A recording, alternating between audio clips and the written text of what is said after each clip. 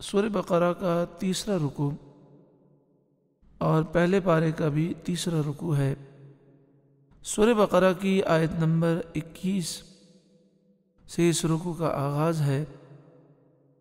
اللہ رب العالمین نے ارشاد فرمایا، یا ایھا الناس اعبدوا ربکم الذی خلقکم والذین من قبلکم، اے لوگوں اپنے رب کی عبادت کرو جس نے تمہیں اور تم سے پہلے لوگوں کو پیدا فرمایا،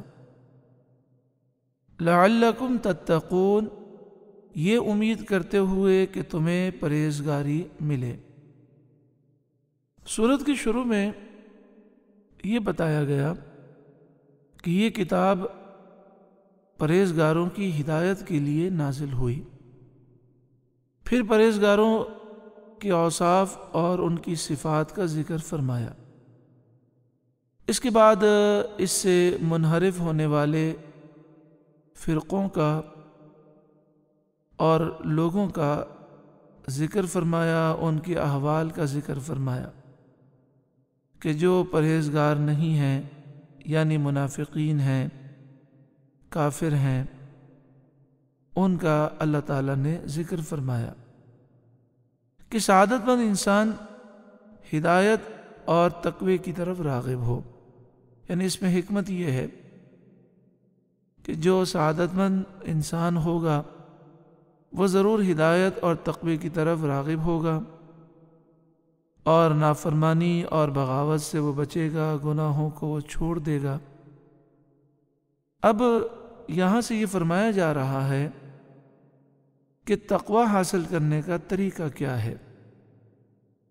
یا ایھا الناس کا خطاب اکثر اہل مکہ کو ہوتا ہے اور یا ایھا الذین آمنوا کا خطاب اکثر اہل مدینہ کو ہوتا ہے، مگر یہاں یہ خطاب عام ہے، مومنوں سے بھی خطاب ہے اور کافروں سے بھی ہے۔ یا ایھا الناس، اے لوگوں، اس میں اشارہ ہے کہ انسانی شرافت اسی میں ہے کہ آدمی تقوی حاصل کرے اور عبادت میں مصروف رہے۔ یا ایھا الناس اعبدوا ربکم، اے لوگوں اپنے رب کی عبادت کرو۔ تو انسانی شرافت، بزرگی اسی میں ہے کہ بندہ اللہ تعالیٰ کی عبادت کرے اور تقوی حاصل کرے۔ عبادت کی تعریف کیا ہے؟ عبادت وہ غایت تعظیم ہے، یعنی انتہائی تعظیم، وہ غایت تعظیم ہے۔ جو بندہ اپنی عبدیت اور معبود کی الوہیت کے اعتقاد اور اعتراف کے ساتھ بجا لائے، یعنی جب بندہ اپنے آپ کو اللہ کا بندہ سمجھے اور اللہ تعالیٰ کو اپنا معبود سمجھے اور اللہ کی الوہیت پر ایمان رکھے، اس کے ساتھ جب وہ غایت تعظیم کرتا ہے تو اسے عبادت کہتے ہیں۔ بعض لوگوں نے یہاں پر یہ خطا کی کہ انہوں نے صرف تعظیم کا نام عبادت رکھ دیا، تو غیر اللہ کی تعظیم کو پھر انہوں نے شرک قرار دے دیا، حالانکہ ایسا نہیں ہے۔ یعنی عبادت اس وقت ہوگی کہ جس کی وہ تعظیم کر رہا ہے اسے خدا سمجھ کر تعظیم کر رہا ہے، اس کا یہ عقیدہ ہے کہ یہ الہ ہے، معبود ہے، یہ خدا ہے، پھر وہ غایت تعظیم کرے تو اسے عبادت کہیں گے۔ اور اللہ کے علاوہ مومنین جن کی تعظیم کرتے ہیں، قرآن پاک کی بھی ہم تعظیم کرتے ہیں، خانہ کعبہ کی بھی کرتے ہیں، حجر اسود کی بھی کرتے ہیں، مقام ابراہیم کی بھی کرتے ہیں، فرشتوں، نبیوں اور اولیاء کی بھی کرتے ہیں، ان میں سے کسی کو ہم خدا نہیں سمجھتے، الہ اور معبود نہیں سمجھتے، تو وہ صرف تعظیم ہے۔ عبادت کے لیے ضروری یہ ہے کہ جس کی تعظیم کی جائے اسے خدا سمجھ کر اس کی تعظیم کی جائے۔ یہاں پر عبادت عام ہے، اپنے تمام انواع و اقسام و اصول و فروع کو شامل ہے۔ کفار عبادت کے مامور ہیں، جس طرح بے وضو ہونا نماز کے فرض ہونے کا معنی نہیں، اسی طرح کافر ہونا وجوب عبادت کو منع نہیں کرتا۔ اور جیسے باوضو شخص پر نماز کی فرضیت رفع حدث لازم کرتی ہے، ایسے ہی کافر کے وجوب عبادت سے ترک کفر لازم آتا ہے۔ اس عبارت کا خلاصہ یہ ہے کہ یا ایھا الناس اعبدوا ربکم، اے لوگوں تم اپنے رب کی عبادت کرو۔ تو عبادت مسلمان پر بھی فرض ہے اور کافر پر بھی فرض ہے۔ جس طرح مسلمان اگر بے وضو ہے تو اس پر لازم ہے کہ وضو کر کے نماز ادا کرے، اسی طرح کافر پر لازم ہے کہ وہ کفر کو ترک کرے، چھوڑ دے، ایمان لائے اور اللہ کی عبادت کرے۔ تو یا ایھا الناس اعبدوا ربکم میں خطاب چونکہ مومنین کو بھی ہے کافروں کو بھی ہے، تو مفہوم یہ ہوگا اے کافروں ایمان لا کر اپنے رب کی عبادت کرو، اور اے مسلمانوں ہمیشہ اپنے رب ہی کی عبادت کرتے رہو۔ آگے ارشاد فرمایا لعلکم تتقون، اور لعلکم تتقون سے پہلے فرمایا کہ اس رب کی عبادت کرو الذی خلقکم، جس نے تمہیں پیدا کیا، والذین من قبلکم، اور تمہارے آباء و اجداد کو پیدا کیا۔ یعنی ساری نعمتیں تمہیں اللہ نے دی ہیں، بلکہ تمہیں پیدا کرنے والا بھی اللہ ہے، تو اسی کی عبادت کرو اور اللہ کے سوا کسی اور کی پوجا نہ کرو۔ لعلکم تتقون، یہ امید کرتے ہوئے کہ تمہیں پرہیزگاری ملے۔ اس سے معلوم یہ ہوا کہ عبادت کرنے میں ایک فائدہ یہ حاصل ہوتا ہے کہ اس سے انسان کے دل میں تقوی پیدا ہوتا ہے، یعنی عبادت کرنے سے دل نرم ہوتا ہے، دل کا زنگ دور ہوتا ہے، دل کا میل دور ہوتا ہے، اور دل میں اللہ کا خوف پیدا ہوتا ہے۔ یہاں پہ فرمایا لعلکم تتقون، یہ امید کرتے ہوئے کہ تمہیں پرہیزگاری ملے۔ بعض مفسرین نے فرمایا اس سے ثابت یہ ہوا کہ ضروری نہیں کہ عبادت کرنے کے بعد پرہیزگاری مل جائے، ہاں اس کی امید ہے کہ عبادت پرہیزگاری کے حصول کا ذریعہ ہے۔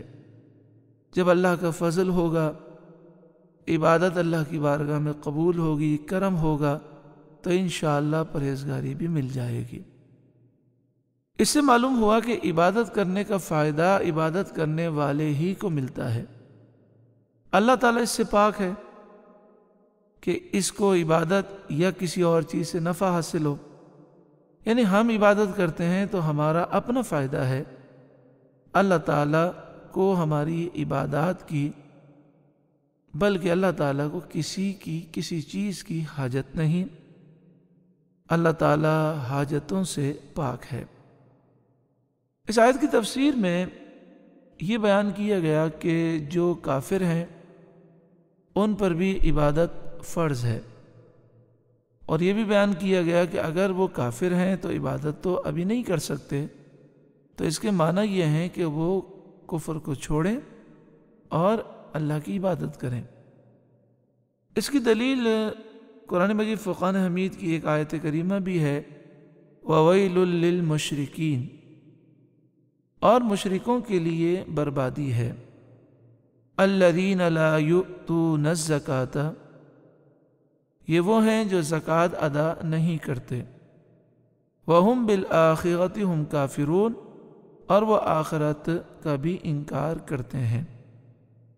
تو آپ دیکھیں یہاں پر مشرکین کا ذکر ہے اور ان کے لیے بربادی کا ذکر ہے، اور فرمایا گیا الذین لا یؤتون الزکاۃ، وہ زکوٰۃ ادا نہیں کرتے۔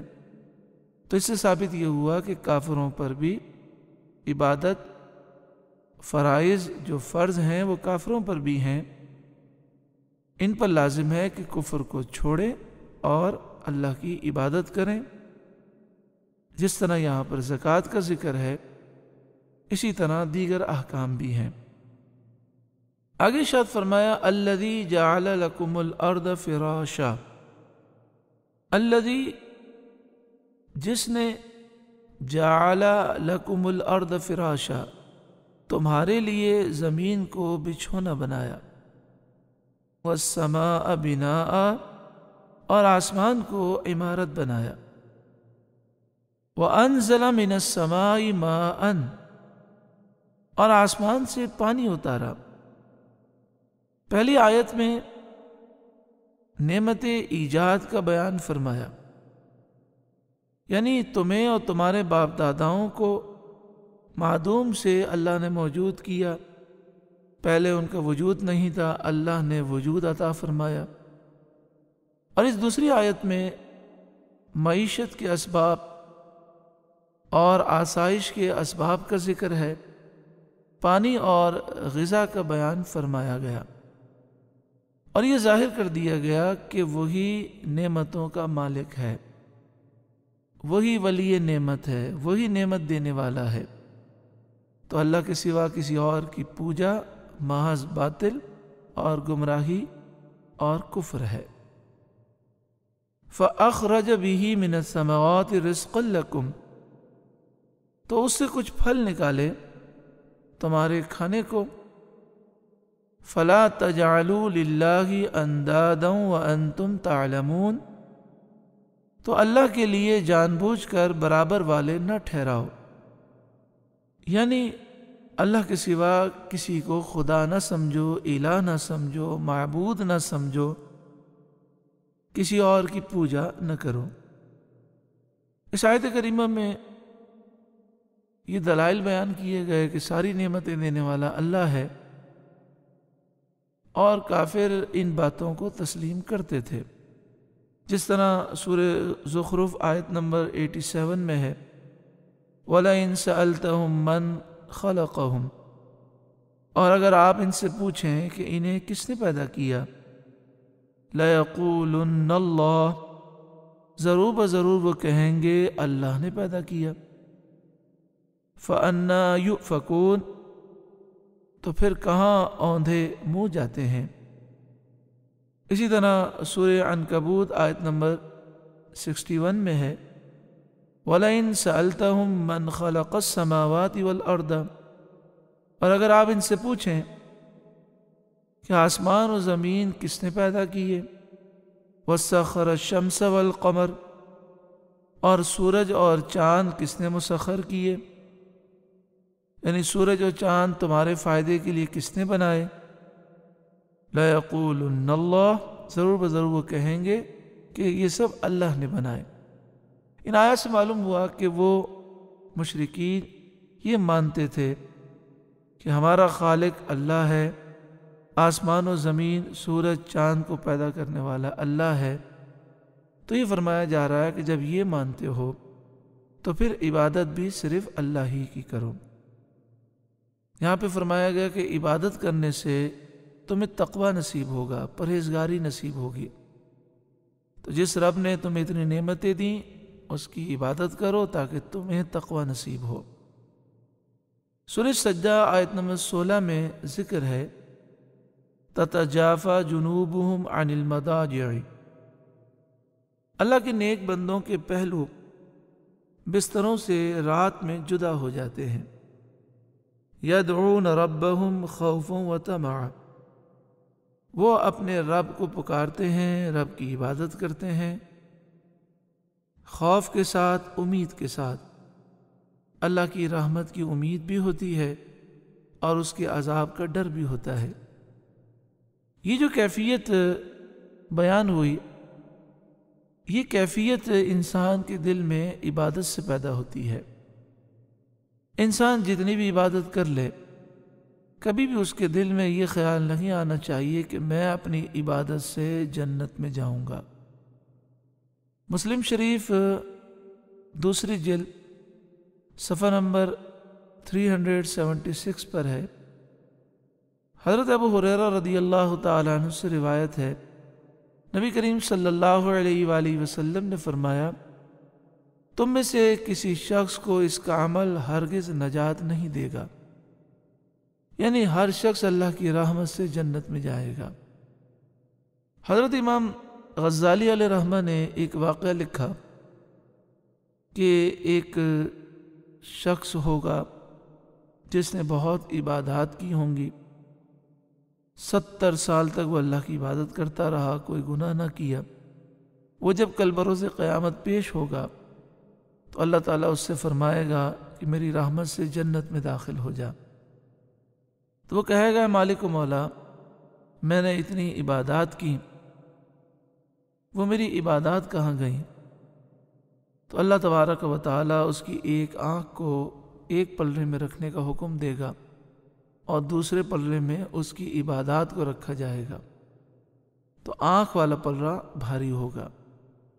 تو فرمایا جائے گا کہ جو میں نے تجھے نعمتیں دیں یہ عبادات اس کے شکرانے میں ہیں، اور ساری 70 سال کی عبادات مل کر بھی ایک آنکھ کا شکرانہ ادا نہ کر سکیں۔ تو وہ کہے گا مالک و مولا، اپنی رحمت سے مجھے جنت عطا فرما۔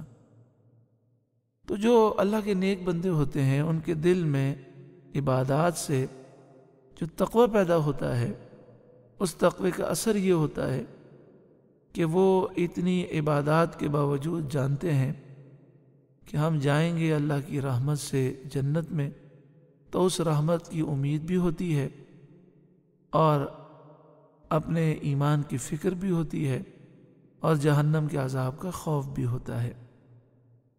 یہاں پر فرمایا گیا فَلَا تَجْعَلُوا لِلَّهِ أَنْدَادًا وَأَنْتُمْ تَعْلَمُونَ، تو اللہ کے لیے جان بوجھ کر برابر والے نہ ٹھہراؤ۔ شرک کی تعریف کیا ہے؟ دیکھیں، اس آیت کریمہ سے واضح ہے کہ جسے شرک کہتے ہیں اس کی آسان تعریف یہ ہے کہ اللہ کے برابر کسی اور کو قرار دینا۔ شرح العقائد صفحہ نمبر 56 پر ہے، انہوں نے فرمایا کہ شرک کی 2 قسمیں ہیں۔ الاشراک ہوا اثبات الشریک فی الالوہیت، شرک کسے کہتے ہیں؟ الوہیت میں کسی شریک کو ثابت کرنا، بمعنی وجوب الوجود، واجب الوجود کے معنی میں، کمال المجوس، او بمعنی استحقاق العبادت کمال عبادت الاسنام، یا تو شرک ہے کسی کو اللہ کی طرح واجب الوجود تسلیم کر لیا جائے، یا شرک اسے کہتے ہیں کہ کسی کو اللہ کے سوا عبادت کا مستحق سمجھا جائے۔ مجوسی 2 خالق مانتے تھے، وہ 2 خداؤں کے قائل تھے۔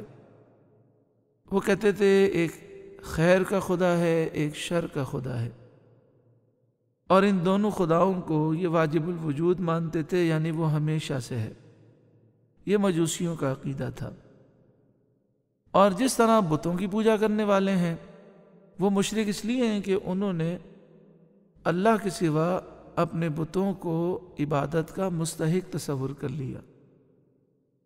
تاج العروس جلد 7 صفحہ نمبر 148 پر ہے، قرآن کریم میں ہے والذین ہم بہ مشرکون۔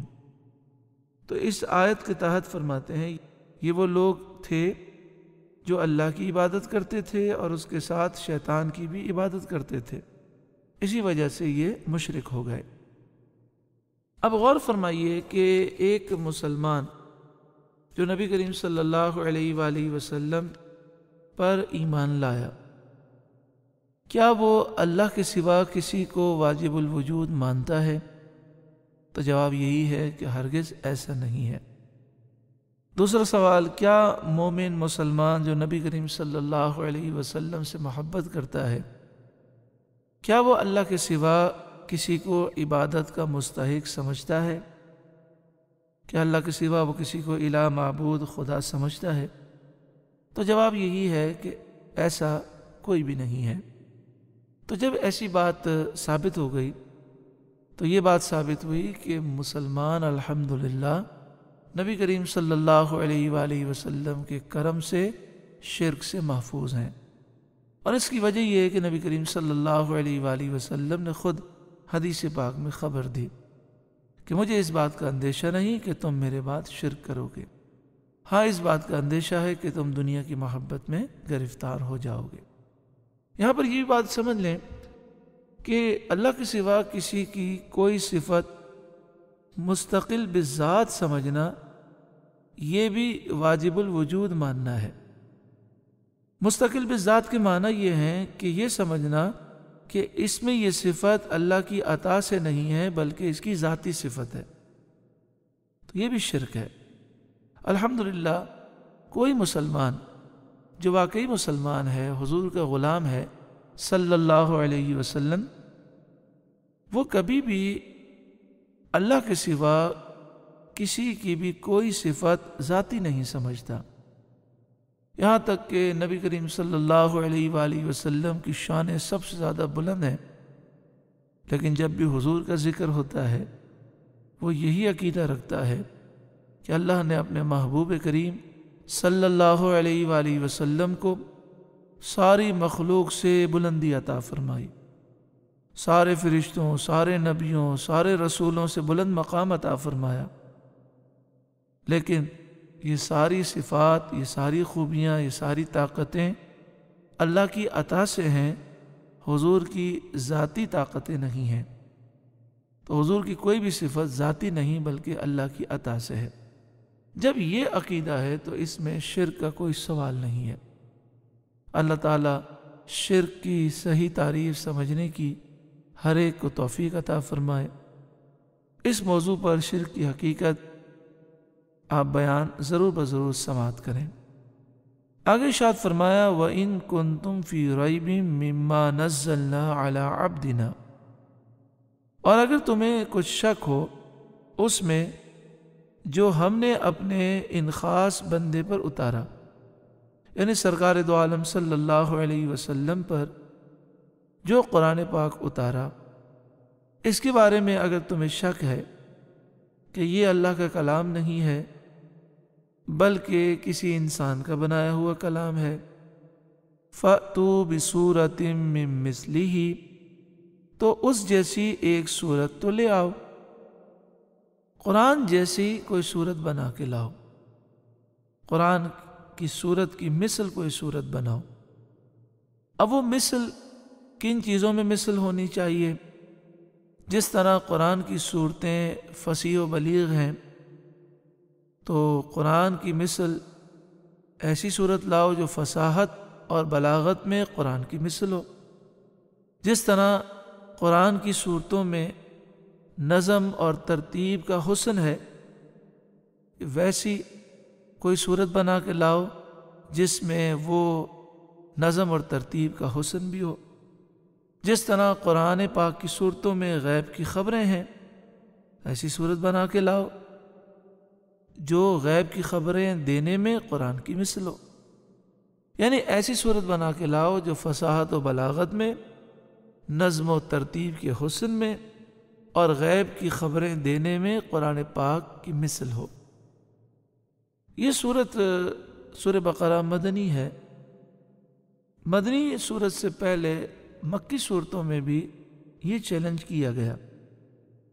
سورۃ الاسراء یعنی سورہ بنی اسرائیل آیت نمبر 88 میں فرمایا گیا قُلْ لَئِنِ اجْتَمَعَتِ الْإِنسُ وَالْجِنُّ عَلَىٰ أَن يَأْتُوا بِمِثْلِ هَٰذَا الْقُرْآنِ لَا يَأْتُونَ بِمِثْلِهِ وَلَوْ كَانَ بَعْضُهُمْ لِبَعْضٍ ظَهِيرًا۔ اے محبوب آپ فرمائیے تمام انسان اور تمام جن جمع ہو جائیں اور وہ جمع ہو کر اس قرآن پاک کا مثل لانا چاہیں، لا یأتون بمثلہ، وہ قرآن پاک کا مثل نہیں لا سکتے، ولو کان بعضهم لبعض ظہیرا، اگرچہ یہ ایک دوسرے کے مددگار ہو جائیں۔ تو پہلے تو یہ چیلنج کیا گیا کہ سارے انسان جن مل کر بھی قرآن کا مثل نہیں بنا سکتے۔ پھر سورہ ہود کی آیت نمبر 13 میں فرمایا گیا فَأْتُوا بِعَشْرِ سُوَرٍ مِثْلِهِ، تم اس قرآن پاک کی مثل 10 صورتیں لے کر آؤ۔ کافر 10 صورتیں بھی نہ لا سکے۔ پھر سورہ یونس کی آیت نمبر 38 میں فرمایا گیا قُلْ فَأْتُوا بِسُورَةٍ مِثْلِهِ، اے محبوب آپ فرمائیے قرآن پاک کی مثل ایک صورت بنا کے لاؤ۔ وہ ایک صورت نہ بنا سکے۔ پھر سورہ طور آیت نمبر 34 میں فرمایا گیا فَلْيَأْتُوا بِحَدِيثٍ مِثْلِهِ، قرآن پاک کی آیت کی مثل کوئی ایک آیت بنا کر دکھاؤ۔ وہ ایک آیت بھی نہ بنا سکے اور قیامت تک نہیں بنا سکیں گے۔ تو یہ سارا بیان مکی صورتوں میں ہے۔ تو مدنی صورت میں یعنی سورہ بقرہ میں پھر اس چیلنج کو ریپیٹ کیا گیا اور فرمایا گیا کہ مشرکین مکہ، یہودی، عیسائی، مجوسی، دنیا بھر کے کافر مل کر بھی وہ قرآن پاک کے مثل کوئی صورت نہیں لا سکتے۔ وَادْعُوا شُهَدَاءَكُم مِّن دُونِ اللَّهِ إِن كُنتُمْ صَادِقِينَ، اور اللہ کے سوا اپنے سب حمایتیوں کو بلا لاؤ اگر تم سچے ہو۔ یعنی تمہارے جتنے مددگار ہیں اس معاملے میں ان سب کو بلا لاؤ اور سب مل کر کوشش کرو۔ تم عربی بھی جانتے ہو، فصیح و بلیغ بھی ہو، اور تمہارا دعویٰ یہ ہے کہ قرآن کسی انسان نے بنایا، تم بھی انسان ہو، تو سب مل کر کوشش کر کے دیکھ لو۔ اگر قرآن پاک کی مثل ایک صورت تم لا سکتے ہو تو لاؤ۔ فَإِن لَّمْ تَفْعَلُوا، پھر اگر تم نہ لا سکو، وَلَن تَفْعَلُوا، اور ہم فرمائے دیتے ہیں کہ ہرگز نہ لا سکو گے، یعنی قیامت تک تم قرآن پاک کی مثل کوئی صورت بنا کر نہیں لا سکو گے۔ جب ایسا ہے تو یہ بات ثابت ہو گئی کہ قرآن سچا کلام ہے، اللہ کا کلام ہے، اور تم اسے نہیں مان رہے۔ اس حال میں مرو گے تو جہنم میں جاؤ گے۔ فَاتَّقُوا النَّارَ الَّتِي وَقُودُهَا النَّاسُ وَالْحِجَارَةُ، تو ڈرو اس آگ سے جس کا ایندھن آدمی اور پتھر ہیں۔ پتھر سے وہ بت مراد ہیں جنہیں کفار پوجتے ہیں، اور ان کی محبت میں، ان بتوں کی محبت میں قرآن پاک اور رسول کریم صلی اللہ علیہ وسلم کا عناداً انکار کرتے ہیں، دشمنی میں اور حسد میں اور ضد میں آ کر انکار کر رہے ہیں۔ تو کل بروز قیامت جہنم میں ان پتھروں کو یعنی ان بتوں کو بھی جہنم میں ڈالا جائے گا، جیسا کہ سورۃ الانبیاء آیت نمبر 98 میں ہے اِنَّكُمْ وَمَا تَعْبُدُونَ مِن دُونِ اللَّهِ حَسَبُ جَہَنَّمَ، بے شک تم بھی جہنمی ہو، جہنم کا ایندھن ہو، اور اللہ کے سوا جن بے جان چیزوں کو تم پوجتے ہو، جن تم خداؤں کو پوجتے ہو، وہ بھی جہنم کا ایندھن ہے۔ یہاں پر اِنَّكُمْ وَمَا تَعْبُدُونَ مِن دُونِ اللَّهِ ہے، اور ما جو ہے وہ بے جان چیزوں کے لیے آتا ہے۔ اس آیت کریمہ پر بعض کافروں نے یہ اعتراض کیا کہ عیسائی حضرت عیسیٰ علیہ السلام کو پوجتے ہیں، اور مشرکین جو ہیں وہ فرشتوں کی پوجا کرتے ہیں۔ بعض مشرکین فرشتوں کو اللہ کی بیٹیاں کہہ کر انہیں پوجتے ہیں، یہودی حضرت عزیر کو پوجتے ہیں۔ تو اگر ایسی بات ہے کہ مشرکین کے جھوٹے خدا جہنم میں جلیں گے، تو پھر تو حضرت عیسیٰ علیہ السلام، حضرت عزیر اور فرشتوں کے بارے میں کیا رائے ہے؟ تو اس کا جواب یہ دیا گیا کہ یہاں ماں جو ہے یہ بے جان چیزوں کے لیے ہے۔ یہاں مراد یہ ہے کہ اے مشرکین، تم اور تمہارے جو جھوٹے خدا پتھر ہیں، تم نے درختوں سے بنائے ہیں، جو تمہارے بت ہیں، وہ بھی جہنم میں جلیں گے۔ اب سوال یہ ہے کہ ان بتوں کو جہنم میں کیوں جلایا جائے گا؟ تو فرمایا کہ یہ جہنم میں اس لیے جلائے جائیں گے کہ جب کافر اپنے جھوٹے خداؤں کو جہنم میں جلتا ہوا دیکھیں گے تو انہیں تکلیف زیادہ ہوگی، کیونکہ انہیں اپنے جھوٹے خداؤں سے محبت تھی اور وہ سمجھتے تھے کہ جھوٹے خدا اللہ کے غضب کا اور عذاب کا مقابلہ کر سکتے ہیں۔ جب وہ دیکھیں گے کہ ہمارے جھوٹے خدا جل رہے ہیں تو اس سے ان کو تکلیف ہوگی، جس طرح سورہ توبہ آیت نمبر 35 میں ہے، یوم یحمى علیہا فی نار جہنم۔ جو سونا چاندی، جو مال لوگوں نے محفوظ رکھا اور اس کی زکوٰۃ ادا نہ کی اور حقوق واجبہ ادا نہ کیے، اس مال کو جہنم کی آگ میں جلایا جائے گا۔ کیوں جلایا جائے گا؟ تاکہ اس مال کے ذریعے زکوٰۃ نہ دینے والوں کو عذاب دیا جائے۔ فَتُقْوَى بِهَا جِبَاهُهُمْ وَجُنُوبُهُمْ وَظُهُورُهُمْ، پھر اس مال کے ذریعے ان لوگوں کی پیشانیوں کو، ان کے پہلوؤں کو اور ان کی پیٹھوں کو جلایا جائے گا۔ آگے ارشاد فرمایا اعدت للکافرین، تیار رکھی ہے کافروں کے لیے۔ اس سے معلوم ہوا کہ جہنم دوزخ پیدا ہو چکی ہے۔ یہ بھی اشارہ ہے کہ مومنین کے لیے بکرمہ تعالی خلود نار، یعنی ہمیشہ جہنم میں رہنا نہیں ہے۔ یعنی اعدت للکافرین سے ثابت ہوا کہ جس کا خاتمہ ایمان پر ہوا، اگر وہ گناہوں کی وجہ سے جہنم گیا بھی تو اللہ تعالیٰ اسے جہنم سے نکال کر بالآخر جنت میں ضرور داخل فرمائے گا۔ ہمیشہ ہمیشہ جہنم میں صرف کافر جلیں گے۔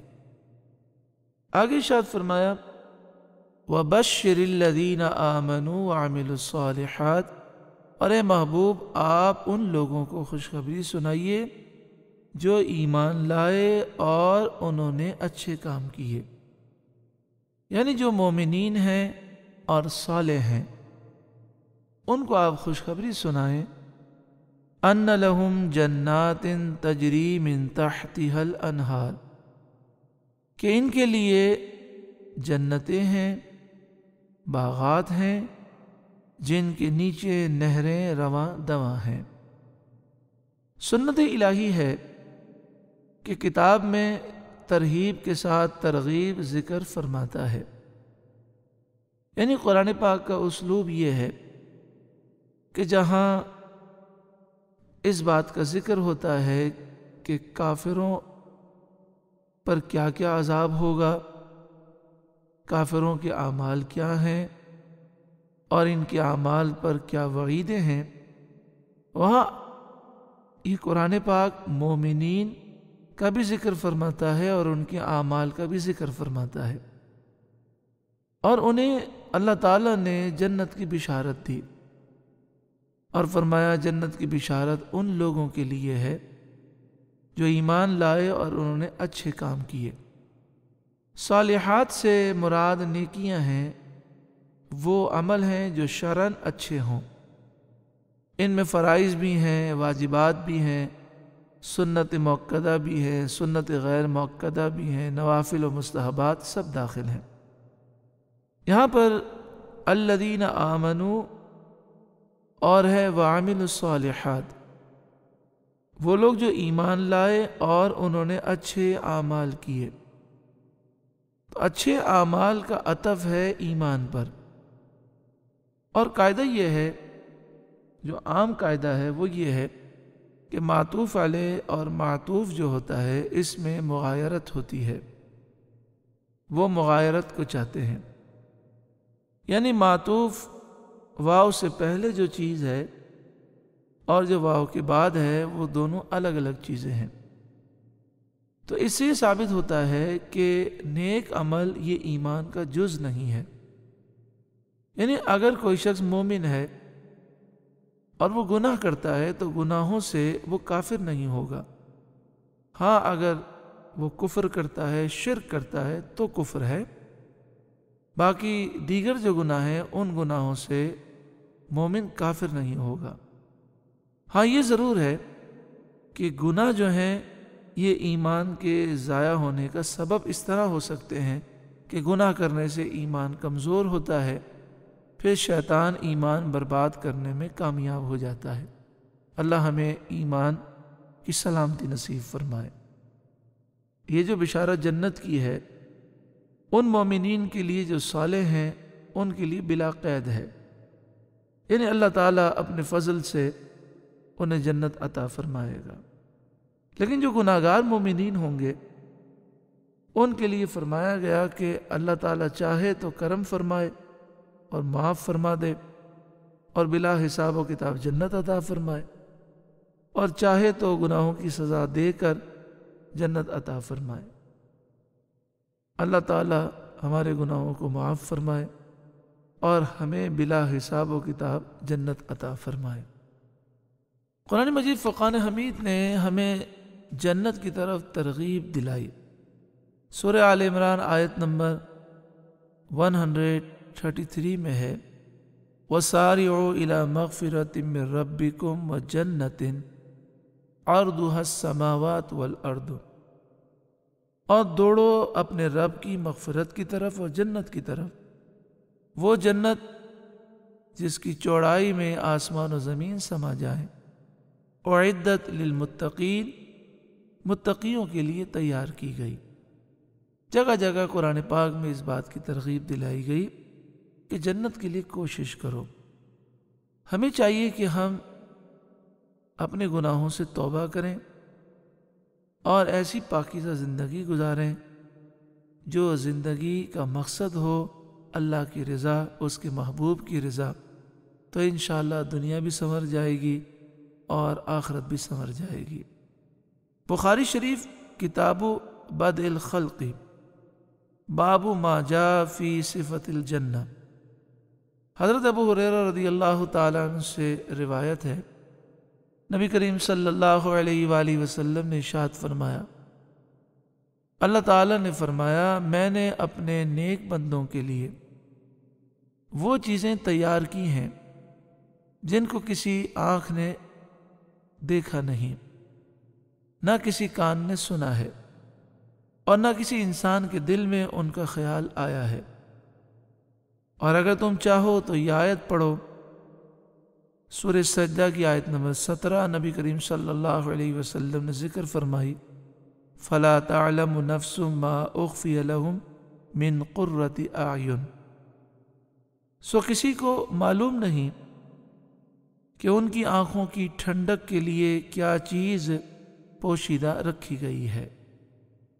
بخاری شریف میں اسی مقام پر حضرت ابو ہریرہ رضی اللہ تعالیٰ عنہ سے ایک اور حدیث روایت ہے، سرکار دو عالم صلی اللہ علیہ وآلہ وسلم نے فرمایا جو پہلا گروہ جنت میں داخل ہوگا ان کے چہرے 14ویں رات کے چاند کی طرح ہوں گے، نہ وہ جنت میں تھوکیں گے، نہ ناک سے کوئی گندگی آئے گی، نہ فضلہ خارج ہوگا، ان کے برتن جنت میں سونے کے ہوں گے، کنگے سونے اور چاندی کے ہوں گے، اور اس میں عود کی خوشبو ہوگی، اور ان کا پسینہ مشک کی طرح خوشبودار ہوگا۔ ہر جنتی کو 2 بیویاں ملیں گی، ان کی پنڈلیوں کا مغز گوشت کے پار سے نظر آئے گا، یہ ان کے حسن کی جھلک ہے۔ ان کے دلوں میں اختلاف اور بغض نہ ہوگا، سب کے دل ایک طرح کے ہوں گے، اور وہ صبح و شام اللہ کی تسبیح کریں گے۔ اس حدیث پاک میں جنتیوں کا ذکر ہے، اور فرمایا انہیں جو پہلا گروہ داخل ہوگا انہیں 2 جنت میں بیویاں ملیں گی، اور دوسری حدیثوں میں دیگر ازواج کا اور حوروں کا ذکر ہے۔ تو مراد یہ ہے کہ یہ خصوصی ان پر کرم ہوگا، جو عام جنتیوں کو جنتی حوریں اور ازواج ملیں گی، جو پہلا گروہ ہوگا انہیں خصوصی نعمتیں دی جائیں گی، یعنی 2 ازواج وہ خصوصی ہوں گے۔ بخاری شریف کے اسی مقام پر حضرت سہل بن سعد ساعدی رضی اللہ تعالیٰ عنہ سے حدیث ہے کہ نبی کریم صلی اللہ علیہ وآلہ وسلم نے فرمایا جنت میں چابک جتنی جگہ بھی دنیا وما فیہا سے بہتر ہے، یعنی جنت اتنی خوبصورت ہے کہ دنیا اور جو کچھ دنیا میں ہے اس سے بہتر جنت میں وہ جگہ ہوگی جہاں پر آپ سمجھیں کہ ایک چابک کی جگہ ہوتی ہے، اتنی چھوٹی سی جگہ بھی دنیا سے اور جو کچھ دنیا میں اس سے بہتر ہوگی۔ حضرت انس بن مالک رضی اللہ تعالیٰ عنہ فرماتے ہیں نبی کریم صلی اللہ علیہ وآلہ وسلم نے فرمایا جنت میں ایک درخت ہے جس کے سائے میں ایک سوار 100 سال تک چلتا رہے گا، اور اگر تم چاہو تو یہ پڑھو وَظِلٍّ مَمْدُودٍ۔ یہ سورہ واقعہ کی آیت نمبر 30 ہے۔ سورہ واقعہ کی آیت نمبر 27 سے لے کر 33 تک الفاظ یہ ہیں وَأَصْحَابُ الْيَمِينَ مَا أَصْحَابُ الْيَمِينَ، اور سیدھے ہاتھ والے، اور سیدھے ہاتھ والوں کی کیا ہی شان ہے، فی صدر مخدود، ایسے بیر کے درختوں کے نیچے ہوں گے جن میں کانٹے نہیں ہوں گے، وطلح ممدود، اور کیلے کے گچھوں میں، وظل ممدود، اور لمبے سایوں میں۔ اور اس حدیث پاک میں بیان کیا گیا سایہ کتنا طویل ہوگا کہ ایک سوار 100 سال تک اس میں چلتا رہے۔ وماء مسکوب، اور جاری پانی میں، وفاکہۃ کثیرہ، کثیر میوے پھل، لا مقطوعۃ ولا ممنوعہ، جو نہ کبھی ختم ہوں گے اور نہ ان پھلوں سے روکا جائے گا۔ ترمذی شریف صفحہ نمبر 362 پر ہے، حضرت معاذ بن جبل رضی اللہ تعالیٰ عنہ راوی ہیں، نبی کریم صلی اللہ علیہ وآلہ وسلم نے ارشاد فرمایا بے شک جنت میں 100 درجات ہیں، اور ہر 2 درجوں میں آسمان و زمین جتنا فاصلہ ہے، اور فردوس سب سے اعلیٰ درجہ ہے، اور ان درجوں کے درمیان میں وسط میں ہے، اور اس کے اوپر رحمان کا عرش ہے، اور وہیں سے جنت کی نہریں جاری ہوتی ہیں۔ پس جب تم اللہ سے سوال کرو تو فردوس کا سوال کرو۔ یعنی مراد یہ ہے کہ جنت 8 ہیں، ان 8 جنتوں میں سب سے اعلیٰ جنت الفردوس ہے۔ آئیے ہم بھی اللہ کی بارگاہ میں سوال کریں، یا اللہ ہمیں بھی جنت الفردوس نصیب فرما۔ آگے ارشاد فرمایا کلما رزقوا منہا من ثمرۃ رزقا، جب انہیں ان باغوں سے کوئی پھل کھانے کو دیا جائے گا، قالوا هذا الذي رزقنا من قبل، صورت دیکھ کر کہیں گے یہ تو وہی رزق ہے جو ہمیں پہلے ملا تھا، وَأُتُوا بِهِ مُتَشَابِهًا، اور وہ صورت میں ملتا جلتا انہیں دیا گیا۔ جنت کے پھل باہم مشابہ ہوں گے اور ذائقے ان کے جدا جدا ہوں گے، اس لیے جنتی کہیں گے کہ یہی پھل تو ہمیں پہلے مل چکا ہے، مگر کھانے سے نئی لذت پائیں گے تو ان کا لطف بہت زیادہ ہو جائے گا۔ بعض مفسرین نے یہ بھی فرمایا کہ جنت کے پھل شکل و صورت میں دنیا کے پھلوں کی طرح ہوں گے، تاکہ جنتی ان کی طرف راغب ہوں، کیونکہ جب انسان کوئی نئی چیز دیکھتا ہے تو اس سے متوحش ہوتا ہے، اسے گھبراہٹ محسوس ہوتی ہے۔ تو دنیا میں جو پھل ہمیں دیے گئے ہیں اس لیے دیے گئے ہیں تاکہ ہم جنتی پھلوں سے مانوس ہوں۔ اس وقت جنتی کہیں گے یہ ایسے ہی پھل ہیں جیسے ہم کو دنیا میں دیے گئے تھے، حالانکہ وہ صورت میں دنیا کے پھلوں کی طرح ہوں گے، ذائقہ مختلف ہوگا۔ اس میں یہ حکمت ہے کہ ان کو بہت تعجب اور خوشی ہوگی کہ صورت مماثل ہونے کے باوجود ان کا ذائقہ کس قدر مختلف ہے۔ آگے ارشاد فرمایا وَلَهُمْ فِيهَا أَزْوَاجٌ مُطَهَّرَةٌ، اور ان کے لیے ان باغوں میں ستھری بیویاں ہیں، وَهُمْ فِيهَا خَالِدُونَ، اور وہ ان میں ہمیشہ رہیں گے۔ جنتی بیویاں چاہے وہ حوریں ہوں یا دنیا کی عورتیں ہوں، سب عورتوں کے جو عوارض ہیں، بیماریاں ہیں، ان سے، حیض و نفاس سے اور تمام ناپاکیوں سے اور گندگیوں سے وہ پاک ہوں گی۔ نہ جسم پر میل ہوگا، نہ بول و براز، اس کے ساتھ ہی وہ بد مزاجی اور بد خلقی سے بھی پاک ہوں گی۔ یعنی جنت کی جو عورتیں ہیں، دنیا کی عورت جو جنت میں جائے گی وہ بھی، اور جو حوریں ہیں وہ حسن اخلاق کا پیکر ہوں گی، ان کے مزاج بہت اعلیٰ ہوں گے اور ہر گندگی سے وہ پاک ہوں گی۔ در منصور پہلی جلد صفحہ نمبر 39 پر ہے۔ حضرت امام احمد اور حضرت امام ترمذی روایت کرتے ہیں حضرت ابو سعید خدری رضی اللہ تعالی عنہ سے، ادنا درجے کا جنتی شخص وہ ہوگا جس کے 80,000 خدام اور 72 بیویاں ہوں گی۔ یعنی اس روایت سے معلوم ہوتا ہے کہ جو جنتی ادنا ہوگا اسے 72 بیویاں دی جائیں گی اور 80,000 خدام ہوں گے۔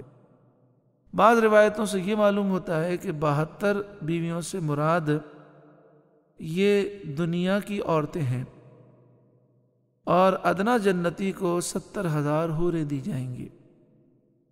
اور یہ بھی معلوم ہوتا ہے احادیث طیبہ سے کہ جو دنیا کی عورت جنت میں جائے گی وہ حوروں سے بھی خوبصورت ہوگی، جیسا کہ حضرت امام طبرانی علیہ الرحمہ نے لکھا کہ نبی کریم صلی اللہ علیہ وآلہ وسلم نے ارشاد فرمایا، اور یہ حدیث المعجم الکبیر 23ویں جلد صفحہ نمبر 368 پر ہے کہ نبی کریم صلی اللہ علیہ وآلہ وسلم نے حضرت ام سلمہ رضی اللہ تعالی عنہا سے فرمایا کہ دنیا کی عورت جو جنت میں جائے گی وہ حوروں سے افضل ہوگی۔ تو اس کی فضیلت کی وجہ پوچھی گئی تو آپ صلی اللہ علیہ وسلم نے فرمایا، دنیاوی عورت جنت میں جا کر خوبصورت اس لیے زیادہ ہوگی کہ اس کے چہرے پر روزے اور نمازوں اور عبادتوں کا نور ہوگا، اللہ تعالیٰ ان کے چہروں میں نور پیدا کر دے گا، اور ان عورتوں کا جسم ریشم کی طرح ہوگا۔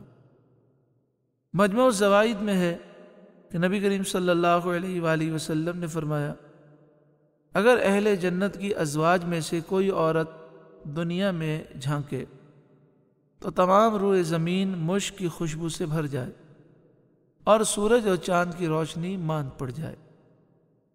المعجم الکبیر کی جو روایت حضرت ام سلمہ سے ہے، اسی روایت میں یہ بھی سوال کیا گیا کہ نبی کریم صلی اللہ علیہ وآلہ وسلم سے سوال پوچھا گیا کہ یا رسول اللہ صلی اللہ علیہ وسلم، جو دنیاوی عورت جنت میں جائے گی اگر اس کے کئی شوہر دنیا میں رہے تو وہ کس شوہر کے ساتھ جنت میں رہے گی؟ تو آپ صلی اللہ علیہ وآلہ وسلم نے فرمایا، اسے اختیار دیا جائے گا، وہ جس کے ساتھ جنت میں رہنا چاہے۔ فتاوی حدیثیہ میں صفحہ نمبر 41 پر اس حدیث کی شرح یوں فرمائی گئی کہ اگر کسی عورت کے ایک سے زائد شوہر دنیا میں رہے، سب نے اسے طلاق دے دی یا سب وفات پا چکے تھے، تو عورت کو اختیار ہوگا کہ وہ ان شوہروں میں سے جس شوہر کے ساتھ جنت میں رہنا چاہے، اگر اس کے سارے شوہر جنت میں ہوئے تو۔ اور اگر عورت نے دنیا میں کئی نکاح کیے لیکن جس سے آخر میں نکاح کیا اس کے نکاح میں تھی اور انتقال کر گئی اور وہ آخری شوہر جنت میں ہوا، تو وہ اسی کے نکاح میں ہوگی جنت میں۔ یہ حضرت ابو داؤد اور حضرت حذیفہ کی حدیث میں موجود ہے۔ پھر یہ بھی سوال ہوتا ہے کہ جو کم سن بچے ہیں، جو بچیاں ہیں، وہ جنت میں جائیں گے تو احادیث طیبہ سے یہ بات ثابت ہے کہ بچہ ہو، جوان ہو، بوڑھا ہو، جنت میں جب وہ جائے گا تو 30 سال کا معلوم ہوگا، جوان ہوگا۔ تو جو غیر شادی شدہ ہوں گے دنیا میں، وہاں ان کے نکاح کیے جائیں گے۔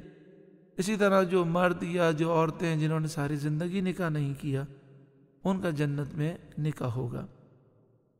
سورہ حمیم سجدہ آیت نمبر 31 میں ہے وَلَكُمْ فِيهَا مَا تَشْتَهِي أَنفُسُكُمْ وَلَكُمْ فِيهَا مَا تَدَّعُونَ، اور جنت میں تمہارے لیے وہ نعمتیں ہیں جو تمہارا جی چاہے، اور جنت میں تمہارے لیے وہ نعمتیں ہیں جو تم مانگو گے۔ اب اس پر بہت سے لوگ عجیب و غریب قسم کے سوالات کرتے ہیں۔ شیطان ان کے ذہنوں میں یہ خیال پیدا کرتا ہے کہ جنت میں یہ ہوگا یا نہیں ہوگا، اگر جنت میں اس کی خواہش کریں گے تو یہ ملے گی کہ نہیں۔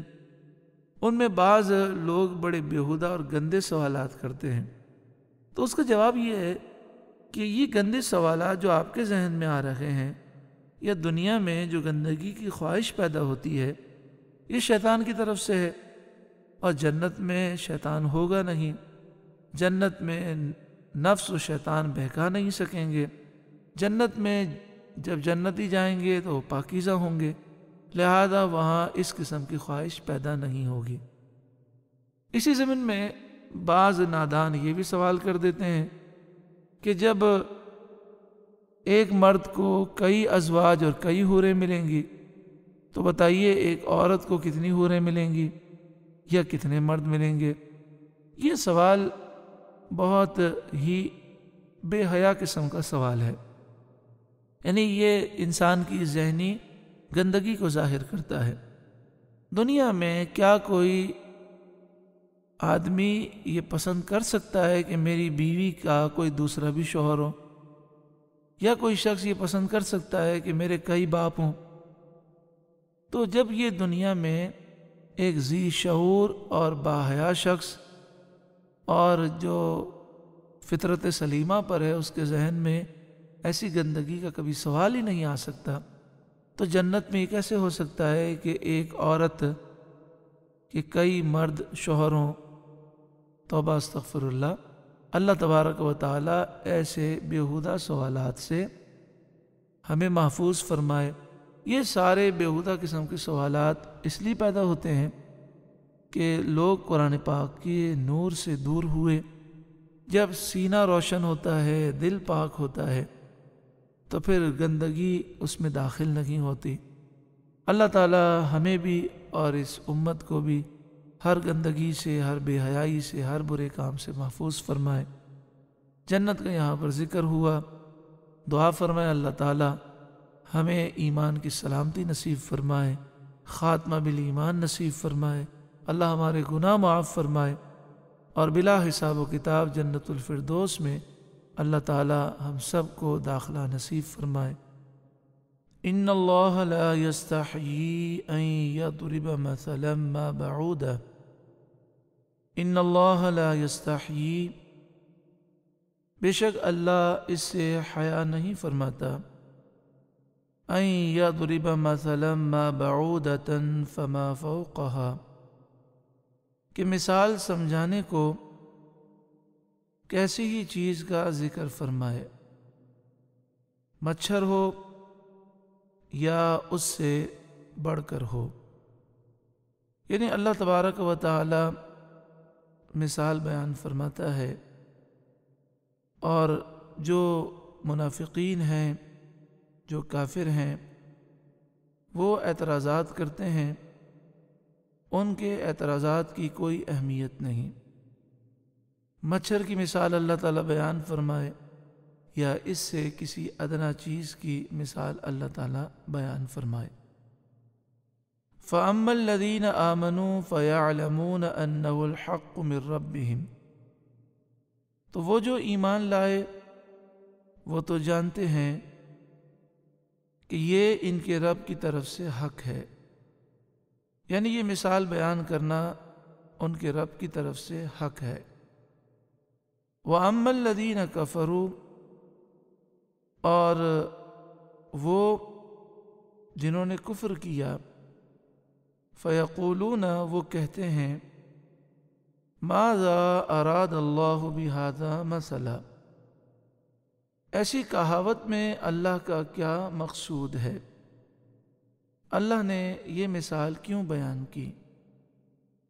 یعنی ان کا اعتراض یہ ہے کہ رب العالمین کی شان جب اتنی بلند ہے تو اتنی معمولی چیز کی مثال کیوں بیان کی؟ یضل بہ کثیرا، اللہ بہت ساروں کو اس سے گمراہ فرماتا ہے۔ یضل بہ کثیرا، اللہ بہت ساروں کو اس سے گمراہ فرماتا ہے، یعنی بہت سے لوگ ان مثالوں کی حکمتیں نہ سمجھنے کی وجہ سے اور عناد اور غرور و تکبر اور ضد کی وجہ سے گمراہ ہو جاتے ہیں۔ وَيَهْدِي بِهِ كَثِيرًا، اور بہت ساروں کو اللہ تعالی ہدایت عطا فرماتا ہے۔ جو ضد نہیں کرتے اور اللہ کے کلام میں غور و فکر کرتے ہیں انہیں ہدایت مل جاتی ہے۔ وَمَا يُضِلُّ بِهِ إِلَّا الْفَاسِقِينَ، اور اس سے اللہ انہیں گمراہ کرتا ہے جو فاسق ہیں، نافرمان ہیں، بے حکم ہیں۔ یہ اس آیت کریمہ کا ترجمہ اور مختصر تشریح تھی۔ آئیے ہم اس آیت کریمہ کو تفصیل سے سماعت کرتے ہیں۔ اس آیت کریمہ کی ابتدا میں فرمایا گیا اللہ تعالیٰ اس سے حیا نہیں فرماتا کہ مثال سمجھانے کو کیسی ہی چیز کا ذکر فرمائے، مچھر ہو یا اس سے بڑھ کر، یعنی مچھر ہو یا اس سے ادنا کسی چیز کا اللہ تعالیٰ ذکر فرمائے۔ جامع البیان پہلی جلد صفحہ نمبر 138 پر ہے۔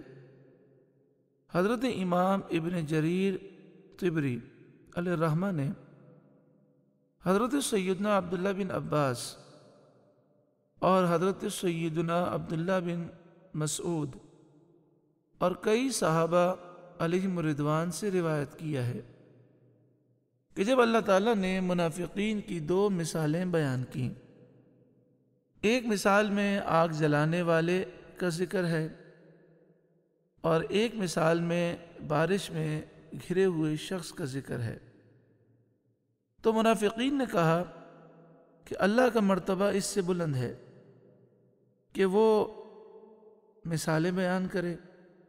اس موقع پر یہ آیات نازل ہوئیں۔ سیاق و سباق کے اعتبار سے یہی شان نزول مناسب ہے۔ جو پہلی مثال ہے وہ سورہ بقرہ کی آیت نمبر 17 میں ہے، پہلے پارے کا دوسرا رکوع۔ مثلہم کمثل الذی استوقد نارا، ان کی مثال اس شخص کی مثال ہے الذی استوقد نارا، جس نے آگ کو روشن کیا۔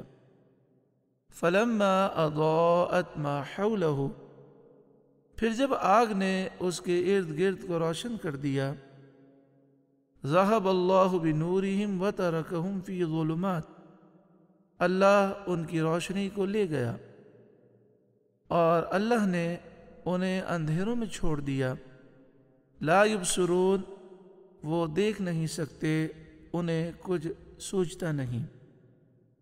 اور دوسری مثال سورہ بقرہ کی آیت نمبر 19 میں ہے، پہلا پارہ دوسرا رکوع۔ او کصیب من السماء، یا جیسے آسمان سے تیز برسنے والی بارش، فیہ ظلمات و رعد و برق، جس میں اندھیریاں ہیں اور گرج ہے اور بجلی ہے، چمک ہے۔ یجعلون اصابعہم فی آذانہم، وہ اپنی انگلیاں اپنے کانوں میں ٹھونس رہے ہیں، من الصواعق، کڑک کے سبب، حذر الموت، موت کے ڈر سے۔ تو ان دونوں آیات کے نزول پر منافقین نے اعتراض کیا کہ رب العالمین کا مرتبہ بہت بلند و بالا ہے، اگر یہ اللہ کا کلام ہے تو اللہ نے یہ مثالیں کیوں بیان کی؟ نیز امام ابن جریر طبری علیہ الرحمہ حضرت سیدنا قتادہ رضی اللہ تعالیٰ عنہ سے آپ روایت کرتے ہیں کہ اللہ تعالیٰ نے مکھی اور مکڑی کی جو مثالیں بیان فرمائیں، ان پر مشرکین نے اعتراض کیا کہ اللہ کی شان اس سے بلند ہے کہ وہ مکھی اور مکڑی کی مثالیں بیان کرے۔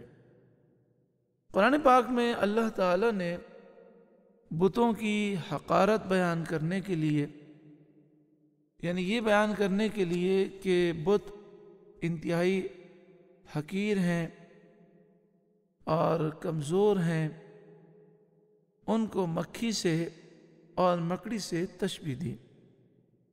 سورۃ العنکبوت آیت نمبر 41 20واں پارہ 16واں رکوع، اللہ تعالیٰ نے ارشاد فرمایا: مثل الذین اتخذوا من دون اللہ اولیاء، ان لوگوں کی مثال جنہوں نے اللہ کے مقابلے میں دوست اختیار کیے، یعنی جنہوں نے بتوں کی پوجا کی، کمثل العنکبوت، ان کی مثال ہے جیسے مکڑی، اتخذت بیتا، اس نے اپنا گھر بنایا، یعنی جالا بنا، وَإِنَّ أَوْهَنَ الْبُيُوتِ لَبَيْتُ الْعَنْكَبُوتِ، اور بے شک تمام گھروں میں سب سے کمزور گھر مکڑی کا گھر ہے، یعنی مکڑی کا جالا سب سے زیادہ کمزور ہے۔ لَوْ كَانُوا يَعْلَمُونَ، اگر وہ جانتے۔ اس مثال میں بتوں کی پوجا کے متعلق یہ بتایا گیا کہ یہ کمزور ہے، یعنی جو بتوں کو اپنا خدا سمجھتے ہیں تو بت بھی انتہائی حقیر ہیں، اور بتوں کی پوجا کرنا بھی انتہائی حقیر عمل ہے۔ وہ مکڑی کے جالے کی مثل ہیں، وہ اپنے پجاریوں کی ہرگز مدد نہیں کر سکتے۔ سورہ حج آیت نمبر 73، 17واں پارہ 17واں رکوع، اللہ تعالیٰ نے ارشاد فرمایا: یا ایھا الناس، اے لوگوں، ضرب مثل فاستمعوا لہ، مثال بیان کی جاتی ہے بس اسے غور سے سنو۔ ان الذین تدعون من دون اللہ، بے شک جن بتوں کو تم اللہ کے مقابلے میں پوجتے ہو، لن یخلقوا ذبابا، ہرگز یہ بت ایک مکھی پیدا نہیں کر سکتے، وَلَوِ اجْتَمَعُوا لَهُ، اگرچہ یہ سب جمع ہو جائیں تو مل کر بھی ایک مکھی نہیں بنا سکتے۔ اور ان بتوں کی حقارت کا یہ عالم ہے، حقیر ہونے کا یہ عالم ہے، اور کمزور ہونے کا یہ عالم ہے۔ وَإِن يَسْلُبْهُمُ الذُّبَابُ شَيْئًا، اور اگر مکھی ان سے کوئی چیز چھین لے، لَا يَسْتَنْقِذُوهُ مِنْهُ، وہ اس سے وہ چیز چھڑا نہیں سکتے۔ ضعف الطالب والمطلوب، طالب اور مطلوب کتنے کمزور ہیں، یعنی یہ مشرکین کے جھوٹے خدا بھی کتنے کمزور ہیں، اور ان بتوں کے پجاری بھی بہت کمزور ہیں۔ حضرت علامہ بدر الدین عینی علیہ الرحمہ نے عمدۃ القاری پہلی جلد صفحہ نمبر 177 پر لکھا: ان مثالوں پر منافقوں نے یہ اعتراض کیا تھا کہ کیا محمد صلی اللہ علیہ وسلم کے رب کو حیا نہیں آتی کہ وہ مکھی اور مچھر جیسی چھوٹی اور حقیر چیزوں کی مثالیں بیان کرتا ہے؟ تب ان کے رد میں یہ آیات نازل ہوئیں۔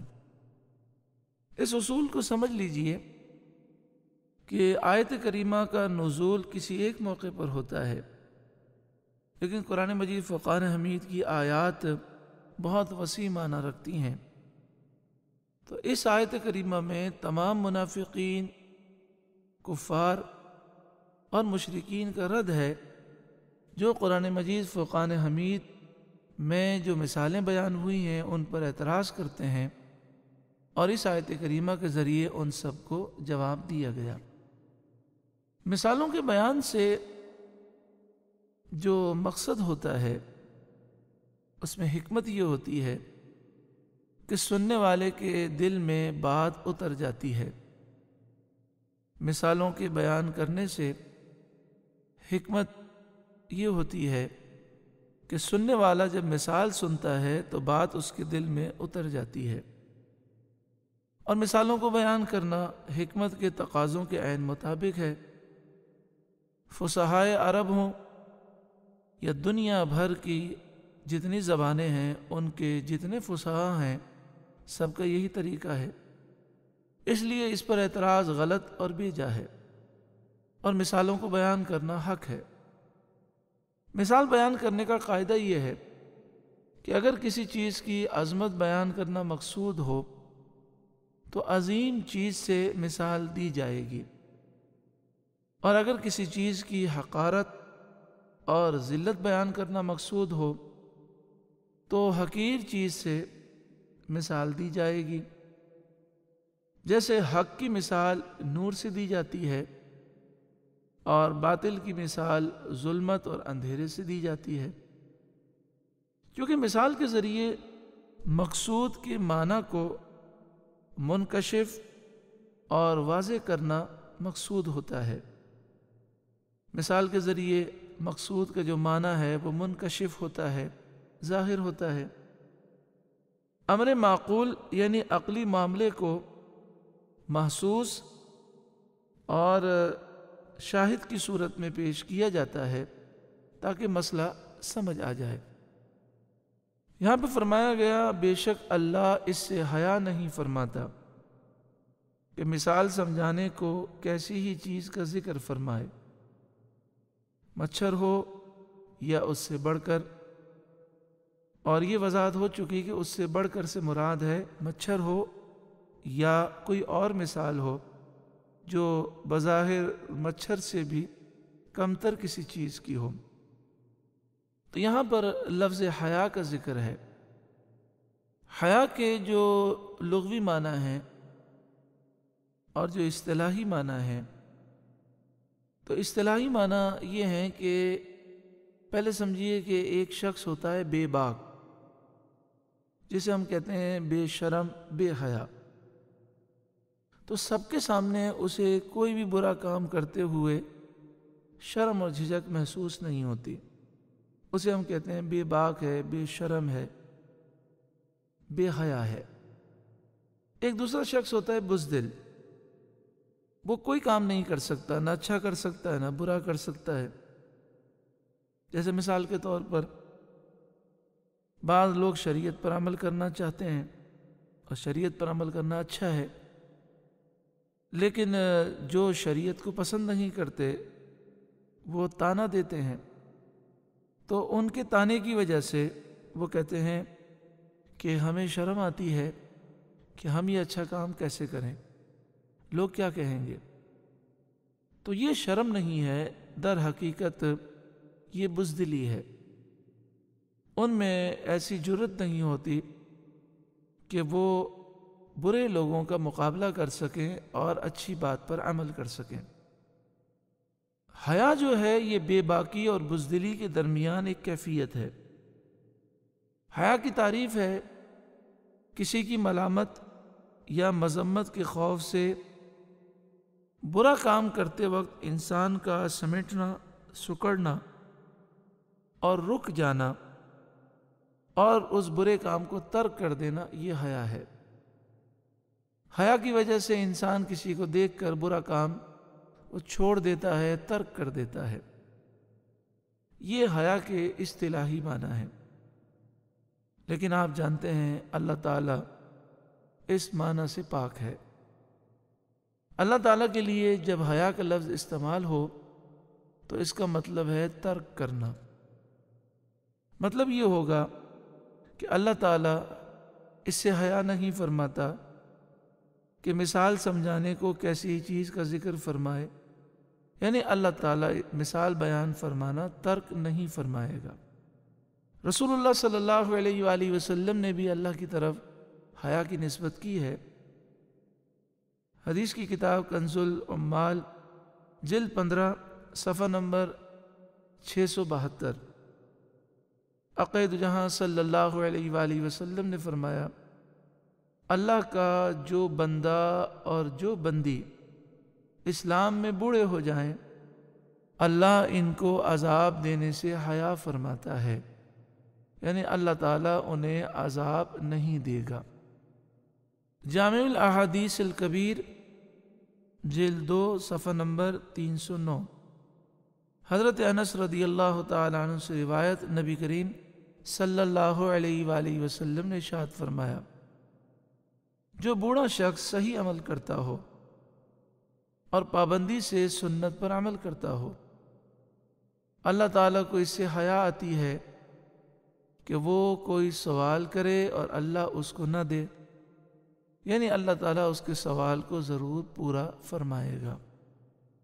جامع الاحادیث الکبیر دوسری جلد صفحہ نمبر 309، حضرت ابو سعید رضی اللہ تعالیٰ عنہ بیان کرتے ہیں کہ نبی کریم صلی اللہ علیہ وسلم نے فرمایا، جب کوئی اللہ کا بندہ جماعت کے ساتھ نماز پڑھے تو اللہ کو اس سے حیا آتی ہے کہ وہ اپنی کسی حاجت کا سوال کرے اور اس کے پورا ہونے سے پہلے لوٹ جائے، یعنی جو اللہ کا بندہ جماعت کے ساتھ نماز پڑھتا ہے پھر اللہ سے دعا مانگتا ہے، اللہ اس کی دعا ضرور قبول فرماتا ہے۔ سنن ابو داؤد شریف، جامع ترمذی، ابن ماجہ اور مسند امام احمد بن حنبل میں حدیث پاک ہے، عقید جہاں صلی اللہ علیہ وآلہ وسلم نے ارشاد فرمایا، بے شک تمہارا رب حیادار کریم ہے، جب بندہ اس کی طرف دونوں ہاتھ اٹھاتا ہے تو وہ ان کو خالی لوٹانے سے حیا فرماتا ہے۔ اس حدیث پاک سے معلوم ہوا کہ دعا مانگتے ہوئے دونوں ہاتھ اٹھانے چاہیے، اور فضیلت بھی معلوم ہوئی کہ دونوں ہاتھ اٹھانے کے بعد جب دعا مانگی جاتی ہے تو اللہ تعالیٰ خالی نہیں لوٹاتا بلکہ دعائیں قبول فرماتا ہے۔ حضرت امام جلال الدین سیوطی علیہ رحمہ نے اس حدیث پاک کو جامع الاحادیث الکبیر دوسری جلد صفحہ نمبر 272 پر متعدد حوالوں سے ذکر کیا۔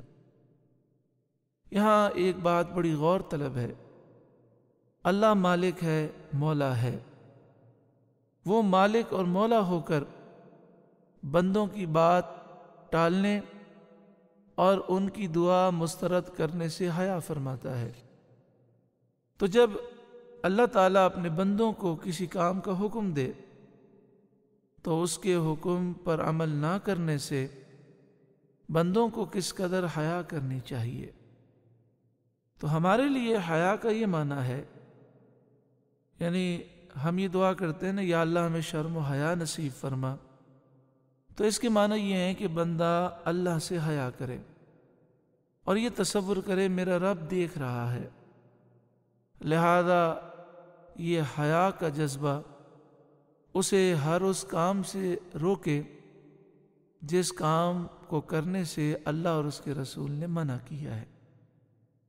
یہاں پر پھر یہ وضاحت سماعت کر لیں، اگر نیکی کرنے میں کوئی کہے مجھے حیا آتی ہے، شرم آتی ہے، میں داڑھی کیسے رکھوں، میری بہن کہے میں شرعی پردہ کیسے کروں، مجھے شرم آتی ہے، یا کوئی آدمی سچ بولنے میں شرم محسوس کرے، تو یہ در حقیقت حیا نہیں ہے بلکہ در حقیقت یہ بزدلی ہے۔ اس میں باطل لوگوں کا مقابلہ کرنے کا حوصلہ نہیں ہوتا۔ دیکھیں، دنیا کے اندر ہر کوئی تعریف کرنے والا نہیں ہوتا، اچھے کام کی تعریف اچھے لوگ کرتے ہیں اور اچھے کام کی مذمت برے لوگ کرتے ہیں۔ جب ہم اچھا کام کریں تو برے لوگوں کی مذمت کی پرواہ نہ کریں۔ اس آیت کریمہ میں یہ بیان کیا گیا کہ کہ جو مومنین ہیں وہ جانتے ہیں کہ ان مثالوں کا بیان کرنا ان کے رب کی طرف سے حق ہے، اور جو کافر ہیں وہ کہتے ہیں کہ اللہ تعالیٰ نے یہ مثال کیوں بیان کی، یہ مثال بیان کرنے سے اللہ کا ارادہ کیا ہے؟ تو فرمایا گیا یضل بہ کثیرا، اللہ بہت ساروں کو گمراہ فرماتا ہے۔ اس مثال سے بہت ساروں کو اللہ گمراہ فرماتا ہے، اس کا مطلب یہ ہے کہ جن کی عقلوں پر جہالت نے غلبہ کیا ہے اور جن کی عادت دشمنی، عداوت، مکابرہ اور عناد ہے، جو ضدی ہیں، جو حق کا انکار کرنے والے ہیں اور اس کے وہ عادی ہیں، اور جو ظاہری واضح حکمت کا انکار کرنے کے عادی ہیں اور مخالفت جن کی عادت ہے، وہ یہ مثالیں سنیں گے تو ضد اور عداوت کی وجہ سے ان مثالوں پر غور و فکر نہیں کریں گے اور فوراً ان کا انکار کر دیں گے۔ لہذا ان مثالوں کا بیان کرنا ان کے لیے گمراہی کا موجب ہوا، اور جو لوگ غور و فکر اور تحقیق کے عادی ہیں، انصاف کی بات کرتے ہیں، ضدی نہیں ہیں، ہٹ دھرم نہیں ہیں، کھلے ہوئے ذہن سے سوچتے ہیں، قرآن پاک میں غور و فکر کرتے ہیں، وہ جب ان مثالوں کو سنیں گے تو ہدایت پا جائیں گے۔ کلیات اور باریک چیزوں کی وضاحت مثال سے ہی ہوتی ہے، اور جو شخص ان مثالوں میں غور و فکر کرتا ہے وہ ہدایت پا لیتا ہے۔ اللہ تعالیٰ نے سورہ عنکبوت کی آیت نمبر 41 میں مکڑی کی مثال کو بیان کیا، اور سورہ عنکبوت کی آیت نمبر 43 میں 20واں پارہ 16ویں رکوع میں اللہ تعالیٰ نے ارشاد فرمایا وَتِلْكَ الْأَمْثَالُ نَضْرِبُهَا لِلنَّاسِ، یہ مثالیں ہم لوگوں کے لیے بیان کرتے ہیں، وَمَا يَعْقِلُهَا إِلَّا الْعَالِمُونَ، اور انہیں وہی سمجھتے ہیں جو علم والے ہیں۔ ارشاد فرمایا وَمَا يُضِلُّ بِهِ إِلَّا الْفَاسِقِينَ، اور اس سے انہیں گمراہ کرتا ہے جو بے حکم ہیں، فاسق ہیں، نافرمان ہیں۔ شریعت میں فاسق اس نافرمان کو کہتے ہیں جو کبیرہ گناہوں کا مرتکب ہو۔ فسق کی 3 قسمیں ہیں۔ ایک تغابی ہے، وہ یہ ہے کہ آدمی اتفاقیہ کسی کبیرہ گناہ کا مرتکب ہوا اور اس گناہ کو وہ برا ہی جانتا رہا۔ دوسری قسم ہے انہماک، کہ کبیرہ گناہ کا انسان عادی ہو گیا اور اس سے بچنے کی پرواہ نہ رہی۔ اور تیسری قسم جحود ہے، کہ حرام کو اچھا جان کر ارتکاب کرے۔ ایسا شخص ایمان سے محروم ہو جاتا ہے، یعنی حرام قطعی کو حلال سمجھے، اچھا سمجھے تو وہ ایمان سے محروم ہو جاتا ہے۔ پہلی جو 2 قسمیں ہیں جس کا نام تغابی اور انہماک ہے، اس میں جب تک وہ شرک و کفر نہ کرے مومن ہی رہے گا۔ تو یہاں فاسقین سے وہی نافرمان مراد ہیں جنہوں نے فسق اس طرح کیا کہ وہ ایمان سے خارج ہو گئے، یعنی یہاں فاسقین سے مراد کافر ہیں۔ قرآن پاک میں کفار پر بھی، منافقین پر بھی فاسق کا اطلاق ہوا ہے۔ ان المنافقین هم الفاسقون، جیسے فرمایا بے شک منافقین فاسق ہیں۔ بعض مفسرین نے یہاں فاسق سے کافر مراد لیے، بعض نے منافق، بعض نے یہودی، لیکن خلاصہ یہ ہے کہ وہ تمام کافر، یہودی، عیسائی، مشرک، منافقین جو ضدی ہیں اور ضد کی وجہ سے ان کی آنکھوں پر پردے ہیں، وہ قرآن مجید فرقان حمید سے ہدایت نہیں پاتے۔ آگے ارشاد فرمایا الذین ينقضون عہد اللہ من بعد میثاقہ، وہ جو اللہ کے عہد کو توڑ دیتے ہیں پکا ہونے کے بعد، یعنی پہلے فرمایا کہ اللہ تعالیٰ اس سے انہیں گمراہ کرتا ہے جو فاسق ہیں، اب فاسقوں کی تعریف بیان ہوئی کہ یہ وہ ہیں جو اللہ کے عہد کو پختہ کرنے کے بعد توڑ دیتے ہیں۔ اس سے وہ عہد مراد ہے جو اللہ تعالیٰ نے پچھلی کتابوں میں حضور سید عالم صلی اللہ علیہ وسلم پر ایمان لانے کی نسبت فرمایا، یعنی یہودیوں سے اللہ تبارک و تعالیٰ نے یہ عہد لیا تھا، عیسائیوں سے اللہ تعالیٰ نے یہ عہد لیا۔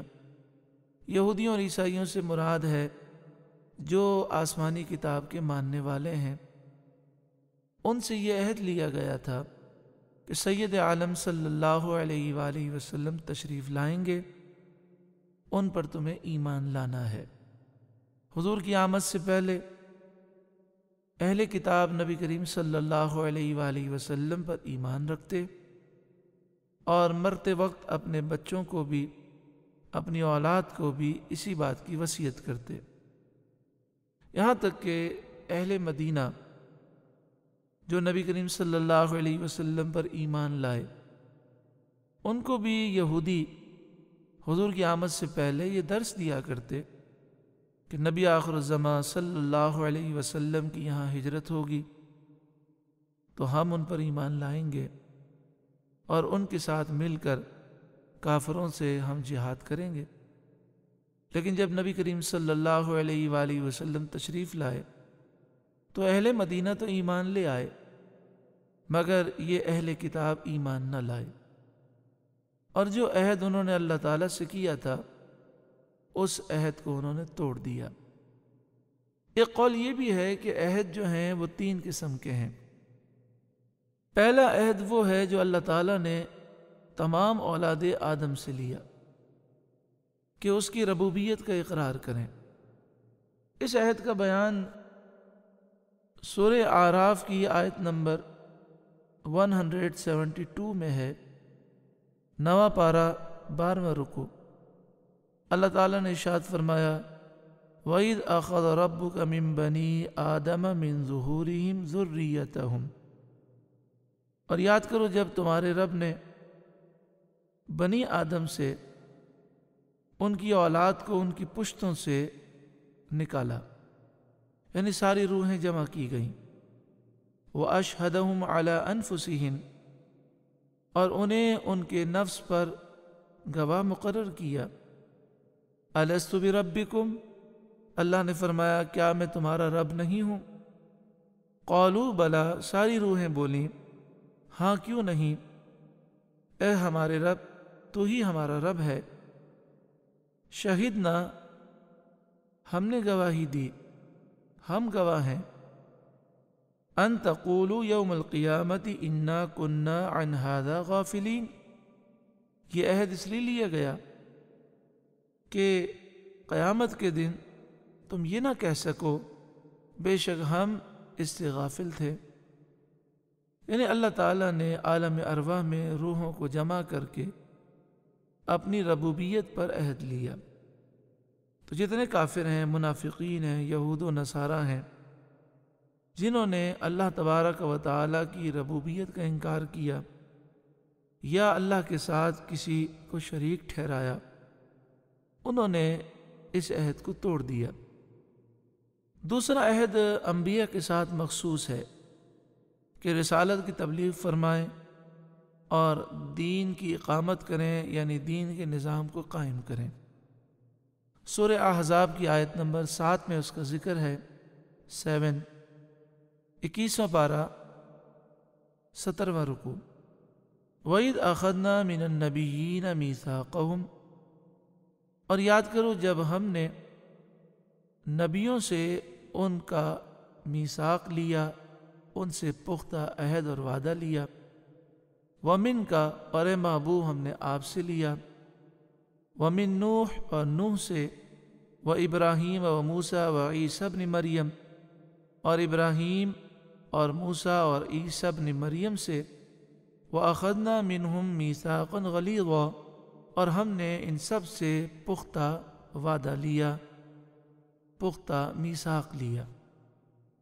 اسی طرح انبیاء سے یہ بھی عہد لیا گیا کہ نبی کریم صلی اللہ علیہ وآلہ وسلم کی جب آمد ہوگی تو وہ ان پر ایمان لائیں گے اور ان کے دین کی مدد کریں گے، اور انبیاء علیہ الصلاۃ والسلام کے واسطے سے ان کی امتوں سے یہ عہد لیا گیا۔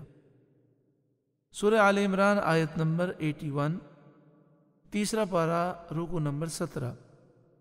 وَإِذْ أَخَذَ اللَّهُ مِيثَاقَ النَّبِيِّينَ، اور یاد کرو جب اللہ نے نبیوں سے پختہ وعدہ لیا، لَمَا آتَيْتُكُم مِّن كِتَابٍ وَحِكْمَةٍ، جب میں تمہیں کتاب اور حکمت دوں، ثُمَّ جَاءَكُمْ رَسُولٌ، پھر تمہارے پاس وہ عظیم الشان رسول آئیں، مُصَدِّقٌ لِّمَا مَعَكُمْ، جو تصدیق کرنے والے ہوں گے اس وحی کی جو تمہارے پاس ہے، ان کتابوں کی جو تمہارے پاس ہیں، لَتُؤْمِنُنَّ بِهِ، ضرور بضرور تم ان پر ایمان لانا، وَلَتَنْصُرُنَّ، اور ضرور بضرور تم ان کی مدد کرنا۔ قَالَ أَأَقْرَرْتُمْ، اللہ نے فرمایا کیا تم نے اقرار کیا، وَأَخَذْتُمْ عَلَى ذَلِكُمْ إِصْرِي، اور اس پر مضبوط وعدہ کیا۔ قَالُوا أَقْرَرْنَا، نبیوں نے کہا کہ ہم نے اقرار کیا۔ قَالَ فَاشْهَدُوا وَأَنَا مَعَكُمْ مِنَ الشَّاهِدِينَ، اللہ نے فرمایا تم گواہ رہو اور میں تمہارے ساتھ گواہوں میں سے ہوں۔ تیسرا عہد علماء کے ساتھ خاص ہے کہ وہ حق کو نہ چھپائیں، اور اس کا بیان سورہ آل عمران آیت نمبر 187، چوتھا پارہ اور 10واں رکوع ہے، اس میں یہ بیان ہے۔ وَإِذْ أَخَذَ اللَّهُ مِيثَاقَ الَّذِينَ أُوتُوا الْكِتَابَ، اور یاد کرو جب اللہ نے ان لوگوں سے پختہ وعدہ لیا جنہیں کتاب دی گئی، لَتُبَيِّنُنَّهُ لِلنَّاسِ، ضرور بضرور تم اس کے احکام لوگوں کے لیے بیان کرو گے، وَلَا تَكْتُمُونَ، اور تم اسے نہیں چھپاؤ گے، فَنَبَذُوهُ وَرَاءَ ظُهُورِهِمْ، پھر اہل کتاب نے اس عہد کو اپنی پیٹھوں کے پیچھے پھینک دیا، وَاشْتَرَوْا بِهِ ثَمَنًا قَلِيلًا، اور انہوں نے اس کے بدلے تھوڑی قیمت حاصل کی، یعنی دنیا کی ذلیل دولت کی خاطر یہ عہد انہوں نے چھوڑ دیا، اس عہد سے روگردانی کی۔ فَبِئْسَ مَا يَشْتَرُونَ، پس کیا ہی بری چیز ہے جو وہ حاصل کرتے ہیں، یعنی جو انہوں نے اللہ کے احکام کو چھوڑ کر دنیا کی ذلیل دولت حاصل کی، وہ کتنی بری ہے۔ آگے ارشاد فرمایا فاسق لوگ کون ہیں؟ وَيَقْطَعُونَ مَا أَمَرَ اللَّهُ بِهِ أَن يُوصَلَ، اور کاٹتے ہیں اس چیز کو جس کے جوڑنے کا خدا نے حکم دیا ہے، یعنی اللہ تعالیٰ نے جس چیز کو جوڑنے کا حکم دیا وہ اس چیز کو کاٹتے ہیں۔ حضرت علامہ صدر الافاضل مولانا نعیم الدین مراد آبادی علیہ رحمہ تفسیر خزائن العرفان میں فرماتے ہیں، رشتہ اور قرابت کے تعلقات یہ وہ ہیں جنہیں جوڑنے کا حکم ہے، لیکن یہ لوگ رشتے کاٹتے ہیں۔ مسلمانوں کی دوستی اور محبت آپ اس کا ذکر فرماتے ہیں، یعنی ہمیں یہ حکم ہے کہ مسلمانوں سے دوستی رکھیں، محبت رکھیں۔ یہ فاسقین مسلمانوں سے نفرت رکھتے ہیں۔ تمام انبیاء کا ماننا اس کا حکم ہے، لیکن یہ فاسقین کسی نبی کو مانتے ہیں، کسی کو نہیں مانتے، جیسے یہودی حضرت عیسیٰ علیہ السلام اور پیارے آقا صلی اللہ علیہ وسلم کو نہیں مانتے، عیسائی نبی کریم صلی اللہ علیہ وسلم کو نہیں مانتے، اور مشرکین اور دیگر کفار وہ کسی نبی کو نہیں مانتے۔ بعض ایسے ہیں جو حضرت ابراہیم علیہ السلام کو تو مانتے ہیں، لیکن بہت سارے نبیوں کا وہ انکار کرتے ہیں۔ کتب الہی کی تصدیق، اس کا حکم دیا گیا کہ تمام آسمانی کتابوں کی تصدیق کرو، اور حق پر جمع ہونا، کہ حق پر جمع ہو جاؤ، یہ وہ چیزیں ہیں جن کے ملانے کا حکم فرمایا گیا۔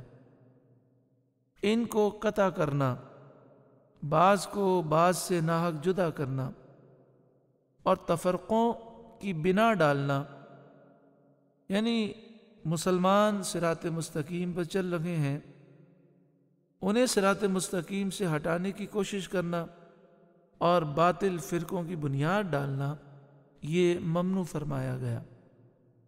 یہاں ضمناً یہ بھی عرض ہے کہ ہم مسلمان ہیں الحمدللہ۔ اس آیت کریمہ کی روشنی میں ہمیں چاہیے کہ ہم مسلمانوں سے محبت رکھیں، اپنے دل کو مسلمانوں کے کینے، بغض، عداوت سے پاک رکھیں، اور دنیاوی وجوہات کی بنا پر رشتہ نہ کاٹیں۔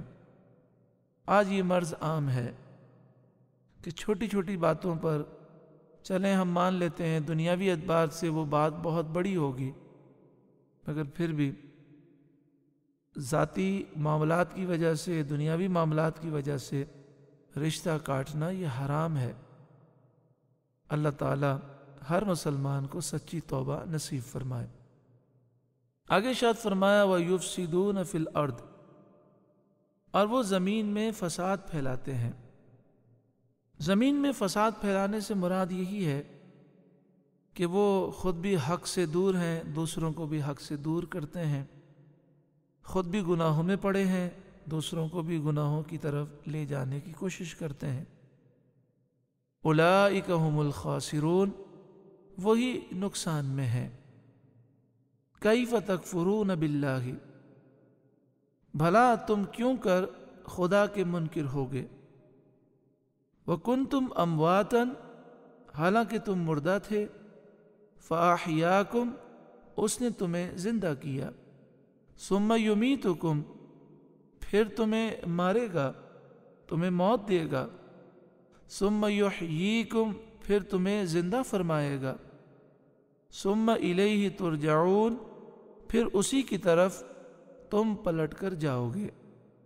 دلائل توحید و نبوت اور جزائے کفر و ایمان کے بعد، یعنی توحید اور نبوت کے دلائل اللہ تعالی نے بیان فرمائے، اور یہ بتا دیا گیا کہ جو ایمان لائے گا اسے اس کی کیا برکتیں ملیں گی اور کفر کا کیا انجام ہوگا۔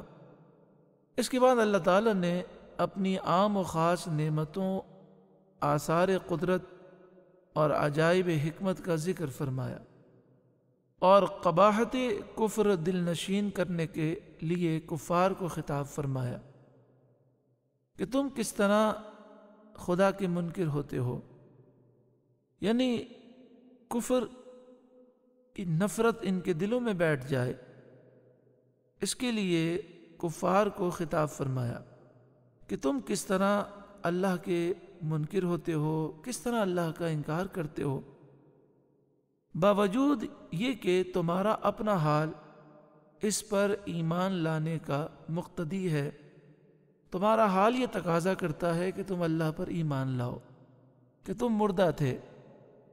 مردہ سے جسم بے جان مراد ہے، یعنی تم بے جان جسم تھے۔ ہمارے عرف میں بھی بولتے ہیں زمین مردہ ہو گئی، عرف میں بھی موت اس معنی میں آئی، خود قرآن پاک میں ارشاد ہوا یحیی الارض بعد موتہا، اللہ تعالیٰ زمین کو مردہ ہونے کے بعد زندہ فرماتا ہے، یعنی بنجر زمین کو اللہ تعالیٰ سرسب و شاداب فرماتا ہے۔ تو مطلب یہ ہے کہ تم بے جان جسم تھے، عنصر کی صورت میں تھے، پھر غذا کی شکل میں تھے، پھر اخلاط کی شکل میں تھے، پھر نطفے کی حالت میں اللہ نے تم کو جان دی، زندہ فرمایا، پھر عمر کی میعاد پوری ہونے پر تمہیں موت دے گا، پھر تمہیں زندہ کرے گا۔ اور اب اس دوبارہ زندگی سے کیا مراد ہے؟ تو فرمایا وہ زندگی جو سوال کے لیے ہوگی، یعنی قبر کے اندر سوال جواب کے لیے جو زندگی دی جائے گی یا تو وہ مراد ہے یا یہاں پر حشر کی زندگی مراد ہے۔ پھر تم حساب و جزا کے لیے اللہ کی طرف لوٹائے جاؤ گے۔ اپنے اس حال کو جان کر تمہارا کفر کرنا نہایت عجیب ہے۔ تو ارشاد فرمایا کیف تکفرون باللہ، بھلا تم کیوں کر خدا کے منکر ہوگے، وکنتم امواتا، حالانکہ تم مردہ تھے، فاحیاکم، اس نے تمہیں زندہ کیا، ثم یمیتکم، پھر تمہیں مارے گا، تمہیں موت دے گا، ثم یحییکم، پھر تمہیں زندہ فرمائے گا، ثم الیہ ترجعون، پھر اسی کی طرف تم پلٹ کر جاؤ گے۔ ایک قول مفسرین کا یہ بھی ہے کہ کیف تکفرون کا خطاب مومنین سے ہے، اور مطلب یہ ہے کہ تم کس طرح کافر ہو سکتے ہو حالانکہ تم جہالت کی موت سے مردہ تھے۔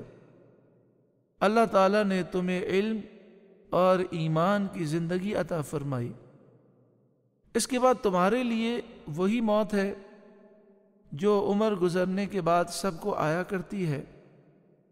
اس کے بعد وہ تمہیں دائمی حیات عطا فرمائے گا، پھر تم اس کی طرف لوٹائے جاؤ گے، اور وہ تمہیں ایسا ثواب دے گا جو نہ کسی آنکھ نے دیکھا، نہ کسی کان نے سنا، نہ کسی دل پر اس کا خیال گزرا۔ آگے ارشاد فرمایا هو الذی خلق لکم ما فی الارض جمیعا، وہی ہے جس نے تمہارے لیے بنایا جو کچھ زمین میں ہے، یعنی زمین میں جو خزانے ہیں، جو کانوں کی صورت میں خزانے دفن ہیں، جو سبزہ ہے، جو ہریالی ہے، جو جانور ہیں، دریا ہیں، پہاڑ ہیں، جو کچھ زمین میں ہے، سب اللہ تعالیٰ نے تمہارے دینی اور دنیاوی نفع کے لیے بنائے۔ اب سوال یہ ہے کہ اس میں دینی نفع کیا ہے؟ تو دینی نفع کئی ہیں، ان میں سے ایک دینی نفع اس طرح ہے کہ زمین کے عجائبات دیکھ کر تمہیں اللہ تعالیٰ کی حکمت و قدرت کی معرفت ہو۔ جب انسان کائنات میں اور زمین میں غور و فکر کرتا ہے، قسم قسم کے پرندے، رنگ برنگی مچھلیاں اور دیگر کائنات کا حسن و جمال دیکھتا ہے، تو اس کے دل میں اللہ کی محبت پیدا ہوتی ہے، اسے اللہ کی معرفت حاصل ہوتی ہے، وہ اللہ کی شان کو سمجھتا ہے۔ اور دنیاوی فائدہ یہ ہے کہ کھاؤ پیو، آرام کرو، اپنے استعمال میں ان چیزوں کو لاؤ، اپنے کاموں میں لاؤ، تو ان نعمتوں کے باوجود تم کس طرح کفر کرو گے؟ امام کرخی اور حضرت ابو بکر رازی علیہ الرحمہ نے هو الذی خلق لکم ما فی الارض جمیعا، اس آیت کریمہ کے تحت یہ بیان کیا کہ جتنی چیزیں قابل انتفاع ہیں، یعنی جتنی چیزوں سے انسان فائدہ اٹھا سکتا ہے، وہ مباح الاصل ہیں، یعنی اصل میں وہ جائز ہیں جب تک شریعت منع نہ کرے۔ یعنی فرماتے ہیں کہ قاعدہ اصول یہ ہے کہ ہر چیز کا استعمال جائز ہے، صرف ان چیزوں کا استعمال ناجائز ہے جس کے استعمال سے شریعت نے منع کیا۔ اور اسی اصول کے تحت یہ بیان کیا جاتا ہے کہ کسی چیز کو بھی اگر حرام کہا جائے گا، ناجائز کہا جائے گا یا ناپاک کہا جائے گا تو دلیل ضروری ہے، اور جو کسی چیز کو پاک کہے گا، حلال کہے گا، جائز کہے گا، تو اس کے لیے یہ دلیل کافی ہے کہ اللہ اور اس کے رسول نے منع نہیں کیا، شریعت نے منع نہیں کیا، شریعت نے حرام قرار نہیں دیا، تو وہ حلال ہے۔ اسی آیت کریمہ کے تحت حضرت صدر الافاضل مولانا نعیم الدین مراد آبادی علیہ الرحمہ لکھتے ہیں، یعنی یہ خلقت اور ایجاد اللہ تعالیٰ کے عالم جمیع اشیاء ہونے کی دلیل ہے۔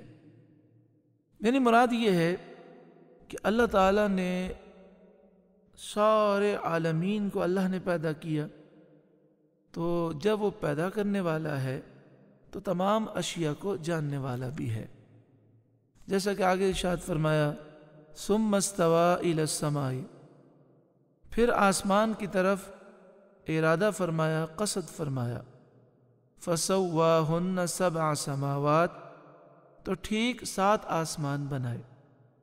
بعض مفسرین نے اس آیت کریمہ سے یہ مسئلہ اخذ کیا کہ پہلے اللہ تعالیٰ نے زمین کو پیدا کیا، پھر آسمان پیدا فرمائے، وَهُوَ بِكُلِّ شَيْءٍ عَلِيمٌ، اور وہ سب کچھ جانتا ہے۔ تو اللہ تبارک و تعالیٰ تمام اشیاء کو جاننے والا ہے، کیونکہ ایسی پر حکمت مخلوق کا پیدا کرنا بغیر علم محیط کے ممکن اور متصور نہیں۔ مرنے کے بعد زندہ ہونا کافر محال جانتے تھے۔ ان آیتوں میں ان کے بطلان پر قوی برہان قائم فرما دی، یعنی کافر یہ کہتے تھے کہ مرنے کے بعد اللہ تعالیٰ دوبارہ زندہ کیسے فرمائے گا؟ تو اللہ تعالیٰ نے ان کے اس دعوے کو رد فرمایا کہ جب اللہ تعالیٰ قادر ہے، علیم ہے، اور ابدان کے مادے جمع و حیات کی صلاحیت بھی رکھتے ہیں، یعنی بدن کے جو مادے ہیں وہ دوبارہ جمع ہونے اور زندہ ہونے کی صلاحیت بھی رکھتے ہیں، اور اللہ تعالیٰ پیدا کرنے پر، دوبارہ بنانے پر قادر بھی ہے، تو موت کے بعد زندگی کیسے ناممکن ہو سکتی ہے؟ آسمان و زمین کی پیدائش کے بعد اللہ تعالیٰ نے آسمان میں فرشتوں کو اور زمین میں جنات کو سکونت دی۔ زمین پر جنات آباد کیے گئے، پھر جنات نے زمین کو فساد سے بھر دیا، جنات نے فساد انگیزی کی، تو فرشتوں کی ایک جماعت اللہ نے بھیجی جنہوں نے جنات کو پہاڑوں اور جزیروں میں نکال بھگایا۔ پھر اس کے بعد اللہ تبارک و تعالی نے فرشتوں کے سامنے یہ بات رکھی کہ حضرت آدم علیہ السلام کو اللہ تعالیٰ پیدا فرمائے گا، جس کا ذکر اگلے رکوع میں ہے۔ سورہ بقرہ کا 3 رکوع مکمل ہوا۔ اللہ تبارک و تعالیٰ اس رکوع کی برکتوں سے ہم سب کو مالا مال فرمائے، اور رب العالمین اس رکوع کی نصیحتوں پر ہم سب کو عمل کرنے کی توفیق عطا فرمائے، آمین، بجاہ سید المرسلین صلی اللہ علیہ وآلہ وسلم۔